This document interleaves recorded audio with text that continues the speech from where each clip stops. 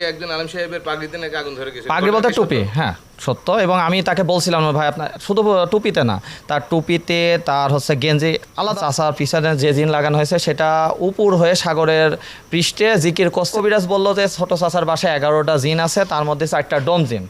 আর আমার ফুবুর গায়ে একটা জিন ছিল, ওই জিন পরবর্তীতে ফুবু মরে যাওয়ার পরে ওখানে বসবাস করে, ওর সন্তান নাকি চাষা মেরে ফেলেছে। কুষ্টিয়ার কবিরাজ উনি বলেছেন কালিক নামে এক জিন আছে, ওই জিন আমি ছাড়া বাংলাদেশে কেউ সরাই। প্রিয় দর্শক, সবাইকে আমন্ত্রণ জানাচ্ছি মিডিয়া ওয়ার্ল্ড আলমডাঙ্গার পক্ষ থেকে। প্রিয় বন্ধু, আপনাদের আজকে নিয়ে এসেছি সেই আলমডাঙ্গা কোটপাড়াতে, যে শিক্ষক আখতারুজ্জামানের বাড়িতে, যে বাড়িতে অলৌকিক ঘটনা ঘটেছে বেশ কিছু দিন যাবৎ ধরে। অনেক কিছু করার পরে আমরা শুনতে পেরেছি এই বাড়িতে এখন ভালো আছে, এবং কিভাবে ভালো হলো আপনাদের একটু জানানোর চেষ্টা করব, দেখানোর চেষ্টা করব সার্বিক পরিস্থিতি।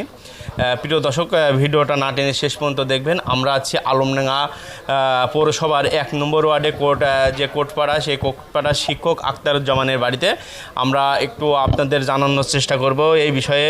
আসসালামু আলাইকুম আঙ্কেল। ওয়ালাইকুম আসসালাম। কেমন আছেন আপনি? আলহামদুলিল্লাহ, আল্লাহ ভালো রেখেছে। আল্লাহ ভালো রেখেছে। যে মোট কয়দিন আপনারা কষ্ট করলেন? 2 মাসই 2 মাস না হলো কাছাকাছি। সর্বোচ্চ কষ্ট করেছেন সর্বোচ্চ 9 দিন। 9 দিন। এখন যে আপনারা অনেক কিছু করছেন, অনেক কবিরাজের কাছে গেছেন, কোনো কিছু লাস্ট পর্যায়ে কি? লাস্টে আমরা রুকায় আনছিলাম ঢাকা থেকে, ওনাদের থেকে, ওনার মাধ্যমে আল্লাহ হয়তো আমাদের কিছুটা নিষ্কৃতি দিয়েছে। আর গতকাল থেকে আল্লাহর মধ্যে ভালোই আছি, সমস্যা আর দেখছি নি। আর বাড়িতে কোনো কারেন্টের লাইন উনি যাওয়ার সময় বলে গেল যে আপনি কারেন্টের লাইনটা জোড়েন, না জোড়লে তো বুঝবেন কি যে ভালো হচ্ছে কি খারাপ। তো আমি কালকে একটা লাইট আর একটা ফ্যান জোড়াই দিছি, এখন পর্যন্ত চলছে এবং আলহামদুলিল্লাহ ভালোই চলছে। আচ্ছা, কেউ আমাদের কাছে নিউজ আছে যে হয়তো বা জিনের বাচ্চা ফেলে নাকি এমন কিছু হয়। আর এরকম ঘটনা তো আমার জানা নেই যে বল, কিন্তু আমার কাছে মূল্য কিভাবে না ভাবে আমি তো জানি না এটা, যে তাদের কোনো ক্ষতি করছে হয়তো তারা। কিন্তু ওই ক্ষতি যদি হয়েও থাকে সেটা তো আমি জানি না। আপনারা অজান্তে? আমার অজান্তে, কিন্তু কই আমার জানা। আপনারা যে রুকায় নেন, ওরা কি কিছু বলতে পারলো? না ওরা ওই সব কিছু বললো না, ওরা আল্লাহর কালাম দিয়ে বললো। ছিল আপনার বাড়িতে? 4 দিন। 4 দিন। কয়জন? 4 জন। সারা রাত দিন 24 ঘন্টা? একদম সারা রাত দিন 24 ঘন্টা শুধু তেলাওয়াত? শুধু তেলাওয়াত, শুধু কোরআনেরই তেলাওয়াত। ঘুমাইছে ওরা? না, রাত্রে ঘুমাই নাই আমি। তাজ্জব, মানুষ এত পরিশ্রম করতে পারে সারা রাত। আমাদের বললো যে আপনারা ঘুমান, আমরা জেগে থাকবো। আমি যখনই উঠি তখনই দেখি 4 জনই সারা রুম তেলাওয়াত করে বেড়াচ্ছে, দাঁড়িয়ে বসি না, হাঁটাচলা করে তেলাওয়াত করে বেড়াচ্ছে। আপনারা কোথায় ছিলেন? আমরা এই পাশের একটা রুমে 5-6 জনে এক রুমে শুয়েছিলাম। ওনারা বললে আমরা পাহারা দেবো, আপনাদের সমস্যা নেই, আপনারা ঘুমান। আমরা নিশ্চিন্তে ঘুমিয়ে গেছি, কিন্তু ওনারা আমি 2টোর সময় দেখছি যে 4 জনই তেলাওয়াত করছে। আচ্ছা, শুনতে পেয়েছে সর্বশেষ খুব একটা করছিল? হ্যাঁ, শেষ দিন, গত পরশু দিন। কি হয়েছিল একটু বলেন। ওই দিন হঠাৎ করে দেখছি গ্লাস চুরমার করে ভেঙে পড়ছে, বিদ্যুতের মতো ঝিলকে উঠছে একদম, এই ধরনের কিছু। আপনাদের আমাদের মিডিয়া তো যাওয়ার নিষেধ ছিল, ওই যে ওনারা মানা করেছিল, যার কারণে। জি। তাছাড়া আপনার মিডিয়া প্রথমে মহিদুল ভাই লিখেছে যে এই যে এখন তো আলহামদুলিল্লাহ আর কিছু দিছে নাকি আপনাদের? হ্যাঁ, এখন আমাদের 10 দিন পুরো রুকায়ার নিয়ম নীতি দিয়ে দিয়েছে, ওইগুলা নিয়ে আমাদের এখন আমল করতে হবে। তারপরে আর ওনাদের আপডেট জানাতে হবে প্রতিদিন বাই দিন। সমস্যা হচ্ছে না, আল্লাহর রহমতে হয়নি। আপনাদেরকে কোনো ভবিষ্যতে কোনো কিছু করতে হবে নাকি এরকম? 10 দিন না ওরকম কিছু বলিনি। 10 দিন পর ওনারা জানাবে কি আর কিছু করার আছে কিনা। ওনাকে টাকা পয়সা দেওয়া লাগে সামান্য, মানে 4 দিন ছিল আমাদের বাড়ি, একটা পানিও খাই নাই। একটা পানিও খাই নাই? কিচ্ছু খাই নাই। আমরা এত রিকোয়েস্ট করলাম যে দেখেন বাবাজি, পাশের থেকে যা খাবার দিয়েছে 15 জনের খাবার, আমরা লোক হইলো 6 জন, আর 6 জনের খাবার একজনের খাবার 6 জন খাচ্ছি, খাওয়া যায় বলেন? সব ভাত গামলা নষ্ট হইলো, কিন্তু না বললো যে না আমরা খাবো না। যাওয়ার সময় মনে হয় সেজু ভাই কিছু সম্মানই দিয়েছে, ওসব নিয়ে তাদের কোনো মন্তব্য ছিল না। আপনি যে নিষ্কৃত পাইছেন এটাই আপনার কাছে? আমার কাছে এই সবচেয়ে বড়। আপনি কি আলমডাঙ্গাবাসীকে এই বিষয়ে কিছু বলবেন? অবশ্যই আমি কৃতজ্ঞতা জানাই, কারণ আমাকে যেভাবে হেল্প করেছে তুলনা অতুলনীয়। বিশেষ করে খাবার দাবার সার্বিক সাহায্য করছে, আমি তো কল্পনাই করিনি আমাকে এভাবে সাহায্য করবে। যথেষ্ট। বাড়িতে ফ্যামিলিতে সবাই ভালো আছে? কারোর তো কোনো? না আল্লাহর রহমতে আছি ভালোই। এখন আপনি ওই বাড়িতে থাকছেন, লাইট মাইট সব ফ্যানটা? না, আমার বাড়িতে আমি তাড়াতাড়ি করছি, ওই কারণে আমার এখন কুমারী যেতে হবে। ওখানে আমার নিজের গ্রামের বাড়ি আছে। আমরা ওখানে থাকছেন নাকি সবাই? ওখানে না, আমরা এখানে থাকছি 2-3 জন, আর বাদ বাকি ওখানে থাকছি। এই জন্য ঠিক আছে ধন্যবাদ। একটি ঘটনা আমরা দেখতে পেলাম আলমডাঙ্গাতে, এই যে হঠাৎ করে আগুনের উৎপত্তি, সেটার আসলে আপনি একেবারে রাজসাক্ষী যাকে বলা যায়, আপনি স্বচক্ষে দেখেছেন। তো সেই ক্ষেত্রে শুরু থেকে একেবারে শেষ পর্যন্ত আজকে আমরা যতটুকু জানতে পেলাম যে ওই পরিবার অন্তত এই জায়গা থেকে নিষ্কৃতি পেয়েছে, সেটাও আপনি কিন্তু প্রত্যক্ষদর্শী। আমরা সেই বিষয়ে একটু জানতে চাই, একেবারে শুরু থেকেই বলবেন। একদম শুরু থেকে বলতে গেলে সংক্ষেপে বলতে হবে, কারণ অনেক বড় ঘটনা। 6 মাস আগে তো আপনারা শুনছেন তার কাটার ঘটনা। ওই সময় আমরা স্বাভাবিকভাবে ভাবছিলাম যে কেউ হয়তো চুরি করছে, ছোটো চাচার উপর রাগ আছে। আমার দেয়ালেই ছিল, ওটা এই দেয়ালে ছিল না, আমাদের দেয়ালটাইতেই ছিল। মানে মূলত বাসাটা আমাদের নামেই ছিল। তারপর পরে 2 পোর্শনে ছোটো চাচার অংশ ছোটো চাচার নামে হয়, এইভাবে করা হয়। তো পরবর্তীতে দেখা যায় যে প্রায় 1.5 মাস আগে এখানে ওয়েল্ডিংয়ের একটা কাজ চলছিল ছোটো চাচার গেটে। ওই সময় একটা শর্ট সার্কিট মতো হয় ছোটোখাটো। এরপর থেকে ঘটনা উৎস, মানে আমরা আসলে এটা যে অলৌকিক বিষয়, এটা আসলে প্রথমে তো মানতেছিলাম না যে এটা একটা শর্ট সার্কিট গত হয়েছে। কিন্তু এরপর দেখা গেল যে বিভিন্ন জায়গায় গলে যায়, পুড়ে যায়। তো আমিও বাইরে থেকে বললাম, তখন তো এমন না যে পাশাপাশি ফ্ল্যাট বলে প্রত্যেকদিন তাদের বাসায় ওঠা যাওয়া, মানে দেখা সাক্ষাৎ হয়, কথাবার্তা হয়, কিন্তু এবারে তো প্রত্যেকের বাসায় যাওয়া হয় না। আমি আমার আম্মুকে বলতেছি যে দেখো ছোট চাচা বেশি বোঝে, উল্টাপাল্টা কোনো কানেকশন দিয়েছে, এই জন্য শুধু শর্ট সার্কিট হচ্ছে। এরপর পুরো আলমডাঙ্গার আসলে ঘটনার মধ্যে 19-20 জনের কাছাকাছি টেকনিশিয়ান আসছে। ওরা মনে হয় সম্ভবত কতদিন কাজ করছে ওটা বলতে পারবো না, অনেক দিন কাজ করার পরে শেষ পর্যন্ত এমনও হয়েছে বাসার সব ওয়ার্লিং খুলে চেক করে যেগুলো মনে হয়েছে একটু সমস্যা আছে সেগুলো সরাই ফেলে আবার নতুন নতুন তার দিয়েছে। এখানে ছোটো চাষে অনেক টাকা খরচ হয়েছে, আমি নিজে চোখে দেখা। এরপরও ঠিক হলো না। এরপরে আরই অফিসের পালা আসলো, আরই মানে ধারণা করা হলো তাহলে এই ভিতরে লাইনের সমস্যা নেই, কারেন্টের লাইনের সমস্যা। এই পোল এবং ওই পোল, 2 পোল থেকে চাচা লাইন 2টাতেই কানেকশন দিয়ে দেখা হলো। তারপরও ফল্ট হয়, মানে ওই গলে যায়। তখন গলছিল, তখন আগুনে পুড়তেছিল না, তখন গলতেছিল। তো এইভাবে চলতে চলতে যখন বেশ দিন যায়, তখন তো আমাদের মোটামুটি, এবং আরি সাহেব নিজে এসে বলে থয়ে গেল, মানে ঘটনা অত বেশি নিচ্ছি না, সংক্ষেপে যতটুকু কথা উনি বলে দিল যে ভাই এটার আমাদের কাজ নাই, এটা সম্ভবত অন্য অসম্ভব কিছু হয়ে গেছে, যেটা আমাদের দ্বারা সম্ভব না, আপনি অন্য একটা ওয়ে দেখেন। সে বলি না এই যে কতদিন আগে বললেন এটা সম্ভবত, ভাই আমি সত্যিতে তারিখও ভুলে গেছি, আমাদের মাথায় এত পেশা। 1 মাস আগে হবে না না না না 1.5 মাসের ভিতরের ঘটনা বলছি আমি। আচ্ছা, আচ্ছা। মানে এটা ধরেন যে 20 বা 1 মাস আগে, ঠিক আছে, এই রকমই হবে, 1 মাস বা 20 দিন, এটা ভুল হতে পারে এইটুকু। এরপরে হচ্ছে আমি একটু আমার খোঁজ নিলাম। আমারও তখন যেহেতু আমি আলমডাঙ্গাতে আছি অনেক দিন, কিন্তু আলমডাঙ্গা অনেক হুজুর বা আলেমদের সাথে যোগাযোগ করতে দেখলাম যে কোনো আলেমরা এই কাজ পারে না, সবাই তো সব বিষয়ে এক্সপার্ট হবে এমন না। তো আমি এক দিনী ভাইয়ের সাথে, আমার এক ভাইয়ের সাথে যোগাযোগ করতে, সে খোঁজ দিল এক কবিরাজের। উনি অনেক ভালো মানুষ, আমি কারোরই বদনাম করবো না। উনি চেষ্টা করলো, হলো না, কিছুদিন চেষ্টা করে হলো না, প্রায় উনি চেষ্টা করছেন প্রায় 10 দিনের উপরে। হয় 2 মিনিট পর উনি যাই বাড়ির বাইরে বের হয়, আবার ধ্বংসলীলা বেশি চলে। আমরা যতটুকু দেখছি যে বিভিন্ন জায়গায় যে প্লাস্টিকের জিনিসপত্র, আসবাবপত্র, এই যে এই সমস্ত আগুন ধরা, হঠাৎ হঠাৎ করে আগুন ধরা, এইগুলো প্রথমে ছিল না। ওই প্রথম কবিরাজ আসার সময় পর্যন্ত গোল ছিল। উনি যাওয়ার পরে এখন তারপরে চাচাও আসলে বিভ্রান্ত মতো হয়ে গেছে আসলে অনেক। এরপরে বাসায় বহু কবিরাজ ঢুকছে, কেউ বলেছে 5 মিনিটে সমাধান করে দেবো। এই কবিরাজদের নিয়ে একটু ঘটনা পরে বলছে, আমি ঘটনাটা শেষ করে নিয়ে। তো ওই সময় বলছে আমি 5 মিনিটে সমাধান করে দেবো, এইরকম বলতে বলতে কিছু লোক ঢুকে কি করেছে আল্লাহ ভালো জানে, কিছু কুফরি টুফরি কাজ করছে, ওই দাঁত মানে গরুর হাড় মান নিয়ে বলেছে হ্যাঁ সব ঠিক হয়ে যাবে। এরপর থেকে হচ্ছে আগুনের লেলিহানটা বেশি দেখা গেছে। ক্লিয়ার। আপনি তো মানে বর্তমানে কি করছেন, লেখাপড়া? আমি হচ্ছে পাবনা বিজ্ঞান ও প্রযুক্তি বিশ্ববিদ্যালয় থেকে কম্পিউটার সায়েন্সে। জানি যে আপনি একজন বিজ্ঞানের ছাত্র, সেই ক্ষেত্রে এখানে যে ঘটনাগুলো উৎপত্তি হলো, সেখানে আপনিও কি মনে করেন যে এগুলা কোনো রাসায়নিক বিক্রিয়া নয়, এটা কোনো অশরীরী কোনো ঘটনা? না না, এটার কোনো হচ্ছে প্রমাণই পাওয়া যায়নি, এমনকি ফায়ার সার্ভিস এসব প্রমাণ পায়নি। এবং আমি তো নিজ চোখে বলবো না, মানে আমরা বসে আছি, রুকিয়া চলছে, যখন সবাই একসাথে বসে আছি তখন দেখা যাচ্ছে যে রুকিয়া চলছে 1.5-2 ঘন্টা রুকিয়া চলছে। ধরে নিতে পারি যে আপনিও ক্লিয়ার যে এটা কোনো রাসায়নিক বিক্রিয়ার কোনো কাজ নয়, এটা অবশ্যই কোনো অশরীরী কোনো ঘটনা। এটা রাসায়নিক বিক্রিয়া বলতে, অশরীরী বলতে, এটা শুধু আমি না, এখানে যারা মোটামুটি ছিল, এবং ওই বাসায় তো শুধু আমি না, আরও কিছুজন হেল্প করছিল, ওরা যারা ঢুকছে, সাথে আশেপাশে যারা এখানে এসেছে, বিশেষ করে পরশুদিন রাতে যারা এখানে কিছু সময় এখানে ছিল, তারা এটা টের পেয়ে গেছে যে এটা অলৌকিক কিছু ঘটনা ঘটছে কালকে। তাহলে পরবর্তীতে এখানে প্রশাসন আসছিল, প্রশাসন কি পদক্ষেপ নিয়েছিল আপনাদের? প্রশাসনের আমি বলবো যে কোনো পজিটিভ পদক্ষেপ নিয়ে নাই। এখন হয়তো এটা তাদেরও আন্ডারে না, হয়তো এই জন্য ফায়ার সার্ভিস এসে কোনো নমুনাও নিয়ে যায়নি। নমুনা বলতে ফায়ার সার্ভিসের লোক আমি যতদূর জানতে পেরেছি ওরা বলে গেছে এটা কোনো বাস্তব ঘটনা না, অবাস্তব ধরনের একটা ঘটনা ঘটছে। এই জন্য তাহলে পরবর্তীতে এইটার থেকে নিষ্কৃতি পেলেন কিভাবে?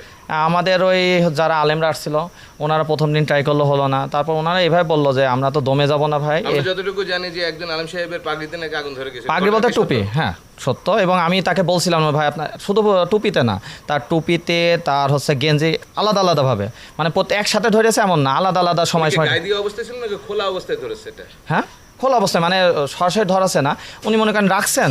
তখন জিনে কখন হুট করে আমরা বসে আছি, হয়তো চোখের পলক পড়েছে, ওটা আবার খুঁজে পাচ্ছি না।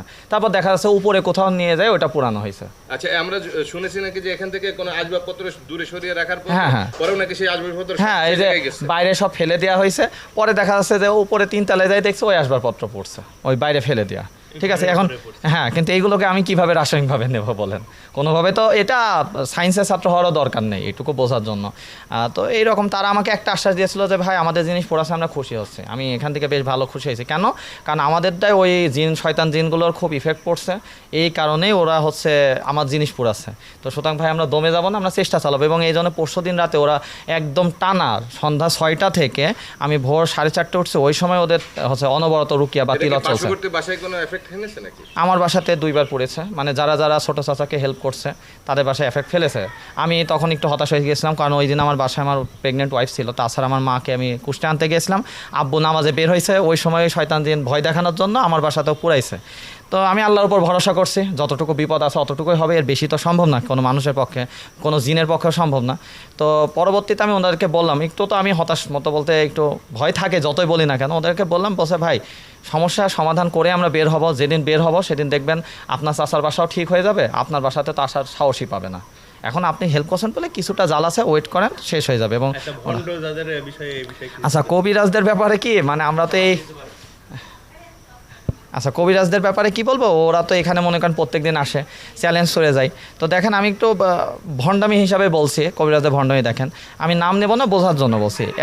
প্রথমে এক কবিরাজের সহকারে আমাকে ফোন দিয়ে বললো যে তোমার চাচার জন্য খুব খারাপ বিপদ আছে, তোমার চাচার পিছনে যে জিন লাগানো হয়েছে সেটা উপুর হয়ে সাগরের পৃষ্ঠে জিকির করছে, যত জিকির করবে তত শক্তিশালী হবে। আমি পয়েন্টগুলো ডিনোট করছি, দেখেন একটা পয়েন্ট। আর এক কবিরাজ বললো যে ছোটো চাচার বাসায় 11টা জিন আছে, তার মধ্যে 4টা ডোম জিন। আর এক কবিরাজ বললো আমাদের গ্রামে, ওটা কুমারী গ্রাম, আমার মেজো চাচা ওনাকে নিয়ে আসছিল, উনি বলেছেন যে আমার হচ্ছে ফুবুর গায়ে একটা জিন ছিল, ওই জিন পরবর্তীতে ফুবু মরে যাওয়ার পরে ওখানে বসবাস করে, ওর সন্তান নাকি চাচা মেরে ফেলেছে। আচ্ছা সেটা তো সে 20 বছর 30 বছরের আগের কথা বলতে হবে, তো সে জ্বালাবে এখন কেন? আচ্ছা আর একজন কবিরাজ, কুষ্টিয়ার কবিরাজ, উনি বলেছেন কালিক নামে এক জিন আছে, ওই জিন আমি ছাড়া বাংলাদেশে কেউ সরাতে পারবে না, আপনি চেষ্টা করে দেখতে পারেন, দিন শেষে আমার কাছে আসা লাগবে। দেখেন এখন চলছে আল্লাহর রহমতে, আল্লাহর কোরআনের বরকতে চলছে সব। তারপরে আর এক কবিরাজ বলেছে, আমি নাম নিচ্ছি না, সবাই চিনি, ঠিকানা চিনি, কিন্তু কারোর যেন অসম্মান না হয় সেই জন্যই।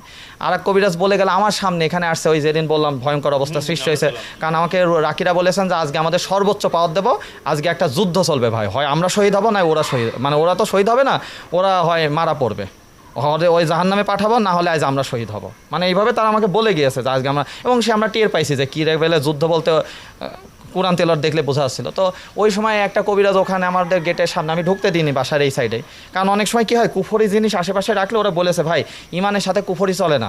সর্বোপরি আমরা এতটুকু তো এনাটা শেষ করে দিই দাঁড়ান। তো উনি এসে একটা গাছ নিয়ে এসে বলছে বাবা গাছের চিকিৎসা গাছ দিয়ে করতে হবে, আর হচ্ছে মাটির চিকিৎসা মাটি দিয়ে, এইসব যা চলছে মানে কোরআন তিলাওয়াত এইসব যা চলছে এইসব দিয়ে হবে না। আমি অল্প স্বল্প মানুষ, তাও বলে রাখলাম আমার কাছে একটা গাছ আছে, ওই গাছ লাগালেই ঠিক হয়ে যাবে। কারণ কি আবার আরেক কবিরাজ এসছে, সে এসে বললো যে এই বাসায় হচ্ছে আমাদের এখানে অনেকগুলো গাছ ছিল, ওই গাছ কেটে নাকি ফার্নিচার করা হয়েছে। এবার আমি নিজেই প্রশ্ন করছি কি গাছ, বলছে নিম গাছ। আমার এখানে কোনো একটা নিম গাছও ছিল না, তখন বলছে মেহগনি গাছ। আর ভাই সব এলাকায় যে একটা জায়গা আছে জমিতে সব সাথে কি থাকে, মেহগনি থাকে। বলছে ওই গাছ দিয়ে যেহেতু হচ্ছে এটা বানাইছে, ওই গাছে হচ্ছে জিনের বসবাস ছিল, এই জন্য জিন জাল আছে। আমি বলছি আমার বাসায় তো ওই মেহগনি গাছ দিয়ে করা হয়েছে, তাহলে কই আমার বাসায় তো জাল আছে না। ভণ্ডামি শেষ নেই। আজকে আবার মানে কালকে রাত্রে আমার এখানে মোটামুটি চাচা চলছে, কালকে আবার আমার এক বন্ধু বলছে যে এক মেয়ের রেকর্ডিং, আমি সেই মেয়েটা রেকর্ডিং পাঠাইছে যে সে এক কবিরাজ তাকে নাকি বলেছে যে ছোট চাচা নাকি তার বোন প্রেম করে বিয়ে করছিল, কোনোদিন হয়নি এটা, না হলে কেউ ঘটনা শুনতে পারে, যে তার এক বোন প্রেম করে বিয়ে করছিল, সেই জন্য মারছিল বলে সে মারা গিয়েছিল, মানে জীবনে আমাদের তো মারা গিয়েছিল বলে তার আত্মা এখানে জ্বালাছে। তো আমি এখান থেকে একটা মেসেজ দেবো, ভাই বিপদ আল্লাহ পরীক্ষা আসতেই পারে, আমাদের বড় একটা পরীক্ষা গিয়েছে। তো আমি বলবো যে কবিরাজের ভণ্ডানিতে না যে কোরআনের চিকিৎসা নেওয়ার জন্য সমাধান হবেই হবে, এতটুকুই সবাইকে আমি একটা মেসেজ দেবো। আমি যেহেতু প্রত্যক্ষভাবে দেখে গেলাম, কোরআন উপর ভরসা করলে ইনশাল্লাহ অবশ্যই, কারণ কোরআনের কালামের কাছে কোনোদিন জিন শয়তান টিকতে পারে না, এতটুকুই আমি সবাইকে মেসেজ দেবো। আচ্ছা, আপনার চোখের সামনে এমন কি কোনো অলৌকিক ঘটনা যেগুলো যে আপনি বললেন যে শুনলে পরে হয়তো অনেক মানুষের ভয় পায়? আচ্ছা, অলৌকিক বলতে চোখের সামনে আমি দেখতে পারিনি, আমি কয়েকটা জিনিস করছি, যেটা হচ্ছে আমি শুনতে পারছি কান্না শব্দ। এটা শুধু আমি না, আমি এই যে আমাদের পাশের বাসার মেহবুব, এরা চাচাদের অপোজিটে যাদের বাসা, ও আমাকে আবার কালকে বললো যে ভাই আমিও কান্না শব্দ শুনে ভয় পেয়ে গেছিলাম, মহিলা কান্না কণ্ঠ, এগুলো শুনতে পারছি। আসলে স্বাভাবিকভাবে আমরা দেখতেও পারবো না, কারণ জিন তো অদৃশ্য জিনিস, ওটা আমরা দেখতে পারবো না, এটাই। যেমনটা শুনছিলাম যে খাবারের যে থালাটা সামনে বসাইছিল সেটা উপরে আকাশে। হ্যাঁ, এখন ওটা তো আমাদের চোখে, মানে আমরা এমন না যে আমরা ওটা দেখছি একলাই উপরে উঠে আরেক জায়গায় চলে যাচ্ছে, বিষয়টা কিন্তু সত্যিতে এমন না। হ্যাঁ, আমরা একদিকে মনোযোগ আছি, কিছুক্ষণ পরে রুকিয়া শেষ হচ্ছে, কেউ উঠি নাই, কিন্তু সবাই একই জায়গায় বসে আছি, পরিবারের সব সদস্য সবাই একই জায়গায় আছি, কিন্তু দেখা যাচ্ছে যে আমাদের যে রুকিয়া শেষ সবাই বসে আছি, কারণ 1.5-2 ঘন্টা একটানা বসে থাকা লাগে ওখানে রুকিয়া অবস্থায়, ওরা কথা বলতে পারবে না, চোখ বন্ধ করে থাকা লাগবে, আর ওনারা রুকিয়া করবে। এখন এই অবস্থায় যে রুকিয়া থামছে, কিছুক্ষণ পর আমরা তো সবাই এমনি, এরপরে হুট করে একটা ঘ্রাণ আসছে, পোড়া গন্ধ, আমরা তখন উপরে যাই দেখছি যে হ্যাঁ যেটা ডাইনিংয়ে ছিল সেটা উপরে চলে গেছে, উপরে যায়, মানে এমন না যে আমরা দেখেছি উপরে চলে গেছে, কিন্তু যে দেখছি উপরে আছে এবং পুরা, এবং পরিবারের সব সদস্য, আমি তো নিজে সাক্ষী, আমি পরিবারের সব, ওরা চোখ বন্ধ অবস্থায় ছিল। মজার জিনিস হচ্ছে রুকিয়া তো ওনাদের উপর হয়েছে, পরিবারের সকল সদস্যের উপর, আমি তো পরিবারের সদস্য না, এই জন্য আমাকে জাস্ট একদিন রুকিয়া করছে যে ভাই যদি আপনার উপরেও হাজির হয় তাও তো আমরা সমাধান পাইলাম, ওরা কি বলতে চাচ্ছে শুনি, তা দেখ আমার উপরও হয়নি। তো সর্বশেষ কার উপরে হাজিরটা হয়েছে? আসলে কারোর উপরে হাজির হয়নি, যে কবিরাজটা পাঠাইছে সে অনেক চালাক মানুষ, সে ওইভাবে নাকি দিয়েছে নির্দেশ যে শিকার করলে মারা যাবে, এই জন্য 2 জনের উপর হাজির হয়েছিল, কিন্তু এটা আলমডাঙ্গাতে হয়নি, জামালপুরে হয়েছে, ওখানে শিকার খাইছে, চুয়াডাঙ্গা থেকে আসছি, এবং ওরা কিছু ইনফরমেশন দিয়েছে, ওরা তো অনেক মিথ্যা কথা বলে জিনরা, 2-1টা কথা সত্য বলছিল, ওদের একটু মাইক্রোফোন সব হারাই নিয়ে গেছিলো, ওই রাকিরা রুকিয়া করছিল বলে ওদের জিনিসপত্র সব নষ্ট করছিল, তো পুরা জিনিস তার ফেরত পাওয়া যাচ্ছে না, কিন্তু যেগুলো চুরি করে নিয়ে গেছিলো ওইগুলো কিছু ইনফরমেশন দিয়েছিল এখানে আছে, ওরা পরে এইসব জায়গায় খুঁজে দেখছেন যে সত্যিতেই আছে, কিন্তু ওই শিকার খাইতে খাইতে ও নাকি মারা গিয়েছে ওখানেই ওই জিনটা। মারা গেছে? হ্যাঁ, মানে ওদের ওইভাবে তখনই বোঝা গেছে, ওদেরকে ওইভাবে পাঠানো হয়েছে যে শিকার খাইলে মারা যাবে। পরবর্তীতে যে অ্যাটাকটা করবে এটা হওয়ার কোনো সম্ভাবনা না, কারণ ওরা বলেছে ভাই এর চেয়ে বড় ডোজ সম্ভব না, এর চেয়ে বড় ডোসে কোনো, মানে এই ডোসে বাঁচা সম্ভব না, এবং এটা মোটামুটি এখন অলৌকিক বিষয় ভাই, কিন্তু এখন পর্যন্ত তো চলছে আলহামদুলিল্লাহ। সুপ্রিয় দর্শক, আপনারা আলমডাঙ্গাতে যে ঘটনা এতদিন ধরে চাঞ্চল্য সৃষ্টি করেছে আলমডাঙ্গা কোটপাড়াতে, সেই কোটপাড়ায় সেই ঘটনা আপনাদের প্রথম থেকে শেষ পর্যন্ত দেখানোর চেষ্টা করলাম, জানানোর চেষ্টা করলাম সার্বিক পরিস্থিতি, এবং এতক্ষণ দেখানোর চেষ্টা করলাম, সব কিছু জানানোর চেষ্টা করলাম। আলমডাঙ্গা মানুষের একটা জিনিসই উপলব্ধি হলো যে অলৌকিক কিছু হতে পারে, কেউ বিশ্বাস করে কেউ করে না, কিন্তু আমরা যে প্রত্যক্ষদর্শী সাক্ষী এবং প্রত্যক্ষদর্শী যারা ছিল তারা জানালো আমাদের আদ্যপান্ত, এবং জানানোর চেষ্টা করলাম মিডিয়া ওয়ার্ল্ড আলমডাঙ্গার পর্দায়। প্রিয় দর্শক, সবাইকে একটি কথাই বলবো, যেখানে থাকুন নিরাপদে থাকুন, সুস্থ থাকুন, এবং আর যেন এমন কোনো সমস্যা কারোর বাড়িতে না হয়, আর যদি হয়ে থাকে তবে সঠিক জায়গায় চিকিৎসা গ্রহণ করুন, কোরআনিক চিকিৎসা গ্রহণ করুন, এবং ভণ্ড থেকে দূরে থাকুন। আপনাদের এতক্ষণ ছিলাম আমি শাহরিয়ার শরীফ, ক্যামেরায় ছিল মানিক ইসলাম। সবাইকে ধন্যবাদ, সবাই ভালো থাকুন, সুস্থ থাকুন, আল্লাহ হাফেজ।